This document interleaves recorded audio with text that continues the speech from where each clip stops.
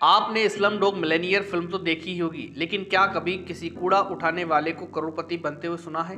और वो भी किसी लॉटरी के जरिए नहीं, बल्कि अपनी मेहनत के दम पर। आज मैं आपके साथ एक ऐसे शख्स की कहानी शेयर करने जा रहा हूँ जो बचपन में घर से भाग जाता है और फिर स्टेशन पर कूड़ा बीनने का काम करता है, लेकिन अपनी लगन के कारण एक दिन वो सब पा लेता है जिसके सपने उसने खुद भी ना देखे हों।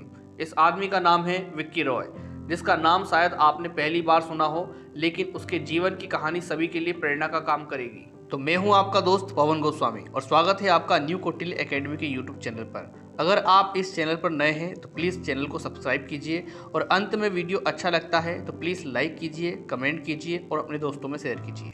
विक्की राय का जन्म पुरुलिया गांव पश्चिम बंगाल में बहुत ही गरीब परिवार में हुआ था। बचपन में अपनी मां से पीटा जाना उनके लिए सामान्य था। राय को घूमने फिरने का बहुत शौक था, लेकिन उसे बचपन से ही अन्य बच्चों के साथ खेलने की अनुमति नहीं थी। उनके माता पिता ने गरीबी के कारण विक्की को उनके नाना नानी के यहाँ छोड़ दिया था, लेकिन नाना नानी के घर में विक्की के साथ अत्याचार होता था। यहाँ पर विक्की को दिन भर काम करना पड़ता था और छोटी छोटी बातों के लिए उनके साथ मारपीट होती थी। नाना नानी के घर में विक्की एक कैदी के समान हो गया था, जबकि विक्की को घूमने फिरने का शौक था। इसलिए वर्ष 1999 में मात्र 11 वर्ष की आयु में विक्की ने अपने मामा की जेब से 900 रुपये चोरी किए और घर से भाग गए। घर छोड़ने के बाद विक्की दिल्ली पहुंच गए। विक्की जब छोटे से गांव से भागकर दिल्ली रेलवे स्टेशन पहुंचे तो शहर की भीड़ भाड़ देखकर वो घबरा गए और रोने लगे। तभी उनकी मुलाकात रेलवे स्टेशन पर रहने वाले कुछ लड़कों से हुई जो वहां पर कचरा बीनने का काम करते थे। विक्की दिन भर उन लड़कों के साथ रहते और रेलवे स्टेशन से खाली बोतलें बीनकर उसमें पानी भरकर रेलवे के जनरल डिब्बों में बेचते। रात को वे रेलवे स्टेशन पर सोते थे, लेकिन रात में जब पुलिस वाले मुआयना करने के लिए आते तो डंडा मारकर भगा देते थे।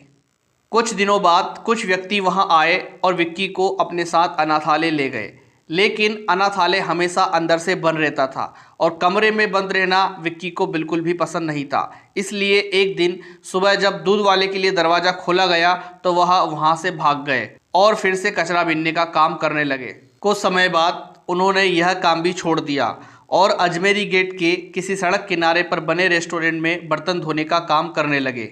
विक्की राय के अनुसार वह समय उनकी ज़िंदगी का सबसे कठिन समय था, क्योंकि उस समय सर्दी थी और सर्दियों के दौरान पानी ठंडा होता था, जिससे उनके हाथ पैरों पर कई जख्म हो गए थे। उन्हें अफसोस होता था कि वह अपने घर से भागे ही क्यों और भागकर दिल्ली आए ही क्यों। लेकिन कहते हैं ना, कामयाब होने के लिए मेहनत पर यकीन करना होगा।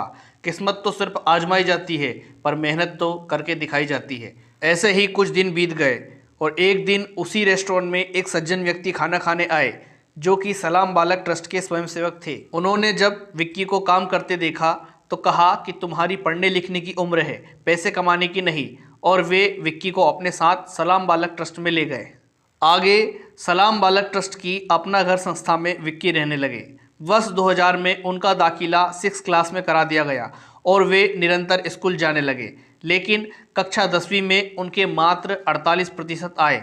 स्कूल के अध्यापक को यह एहसास हुआ कि वह पढ़ाई में उतने अच्छे नहीं हैं, इसलिए उन्हें national institute of open schooling में शामिल होने के लिए कहा गया, जहां वह कंप्यूटर या टीवी रिपेयर करने का प्रशिक्षण ले सकते थे। फोटोग्राफी के साथ उनका मन यहीं से आया, जब ट्रस्ट के 2 बच्चे फोटोग्राफी में प्रशिक्षण के बाद इंडोनेशिया व श्रीलंका गए थे। यह देखकर विक्की राय के मन में लालच आ गया और उसने अपने अध्यापक को कहा कि वह भी फोटोग्राफी सीखना चाहते हैं। विक्की को पता भी नहीं था कि यह कहकर उसका जीवन हमेशा के लिए बदलने वाला है। उसी समय ट्रस्ट के अंदर ही एक फोटोग्राफी वर्कशॉप का आयोजन हो रहा था, जिसके लिए ब्रिटिश फोटोग्राफर डिक्सी बेंजामिन आए हुए थे। तो टीचर ने डिक्सी बेंजामिन से विक्की का परिचय करवाया और कहा कि यह एक फोटोग्राफर बनना चाहता है। डिक्सी ने विक्की को थोड़ी बहुत फोटोग्राफी सिखाई, लेकिन विक्की को उनके साथ काम करने में परेशानी हुई, क्योंकि विक्की को इंग्लिश नहीं आती थी और कुछ ही समय बाद डिक्सी वापस विदेश लौट गए। बेंजामिन ने ही विक्की को एसएलआर का उपयोग करना सिखाया था। जल्द ही विक्की 18 साल के होने वाले थे और इसका मतलब था कि उन्हें सलाम बालक ट्रस्ट छोड़ना होगा, क्योंकि इसमें केवल 18 साल से छोटे बच्चे ही रह सकते थे। बाकी का रहना खाना अब उन्हें अपने बलबूते पर ही करना होगा। ट्रस्ट उन्हें केवल एक गैस सिलेंडर, स्टोव, मैट्रेस और बर्तन जैसी मूलभूत चीज़ें प्रदान करेगा, लेकिन वह ट्रस्ट के अलावा किसी और को नहीं जानते थे। हालांकि स्वतंत्र रहना राय के लिए एक आशीर्वाद साबित हुआ, क्योंकि राय ने असिस्टेंट बनने के लिए प्रसिद्ध फोटोग्राफर एनी मान से संपर्क किया। उन्होंने सहमति व्यक्त की, लेकिन एक शर्त रखी कि राय को कम से कम 3 साल तक उसके साथ काम करना होगा। एनी मान एक अच्छे शिक्षक साबित हुए। उसने राय को फोटोग्राफी सिखाने के लिए ड्राइंग का इस्तेमाल किया और प्रकाश और क्षेत्र की गहराई जैसे कॉन्सेप्ट से रूबरू करवाया। यह कार्य राय को कई जगहों पर ले गया। उसका जीवन कई बार अब शानदार होटलों में बीतता था। राय ने सड़क के बच्चों की तस्वीरें खींचना शुरू किया जो 18 साल या उससे कम के थे। उन बच्चों के लिए काम करना राय का लक्ष्य था। वर्ष 2007 में उन्होंने स्ट्रीट ड्रीम्स नाम की प्रदर्शनी लगाई, जिसमें यह दिखाया था कि वह सड़कों पर कैसे रहते थे, कैसे कबाड़ उठाते थे।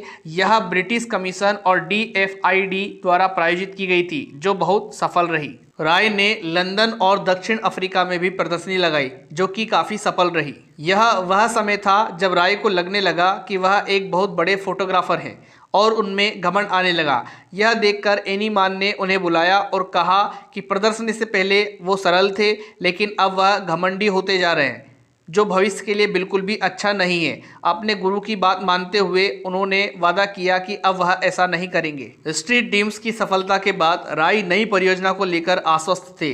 वर्ष 2008 में मेम्बा फाउंडेशन द्वारा आयोजित एक वैश्विक प्रतियोगिता में भाग लिया, जिसमें 5000 लोगों ने हिस्सा लिया था। इसमें जीतने वाले को अमेरिका जाकर 6 महीने के लिए वर्ल्ड ट्रेड सेंटर या विश्व व्यापार केंद्र की फोटोग्राफी करने का मौका दिया जाना था। उनमें से राय जीतने वाले 3 फोटोग्राफरों में से एक थे।